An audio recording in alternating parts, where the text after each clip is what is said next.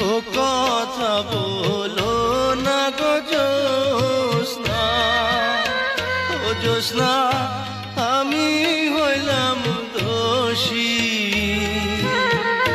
সুখের আশা দিয়া গো তোমায় করলাম বনবাসী গো জ্যোৎস্না, করলাম বনবাসী।